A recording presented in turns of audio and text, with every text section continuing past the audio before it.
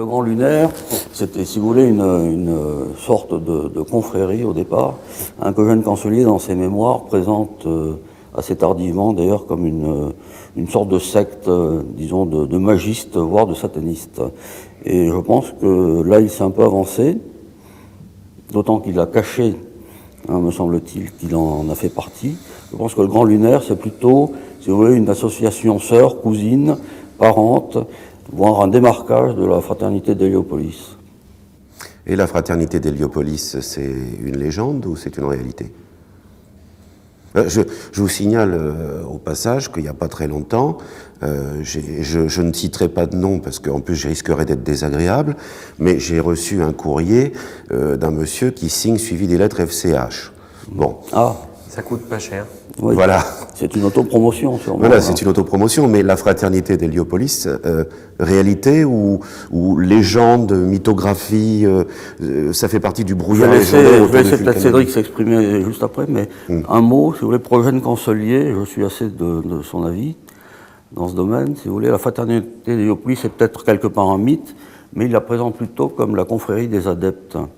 Et il explique dans ses écrits que cette fraternité, elle a existé depuis toujours, comme disait son ami Claude Diget, mais qu'elle a simplement changé de nom au gré des événements historiques, et notamment à la Révolution. Une montée d'égyptomanie ayant émergé, semble-t-il, à ce moment-là, cette fraternité des adeptes serait devenue la fraternité d'Héliopolis. Voilà ce que nous dit Cancelier, et je suis assez près de le croire. Oui, mais ça veut dire, on n'est pas dans la notion de... Il y a des réunions tous les mois, il y a une administration, il y a une constitution, on n'est pas du tout dans ce registre-là. C'est pas une association loi 1900, non, je crois. Voilà. Les frères chevaliers d'Héliopolis, c'est quelque chose qu'on retrace en fait dans une tradition qui nous ramène à celle des affranchis, à celle des illuminés, et plus généralement à un courant de gnose, donc un courant de gnose chrétien.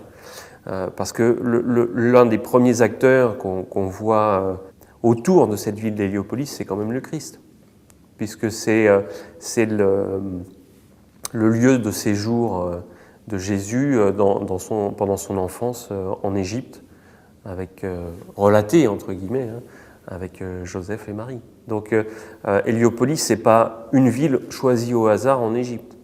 C'est une ville qui est chargée d'un symbole et qui ramène tout de suite à la fois à la notion maçonnique, à la notion de compagnonnage, puisqu'on a Joseph le Charpentier, ce compagnonnage dont Cancelier parlait régulièrement, puisque son père était compagnon.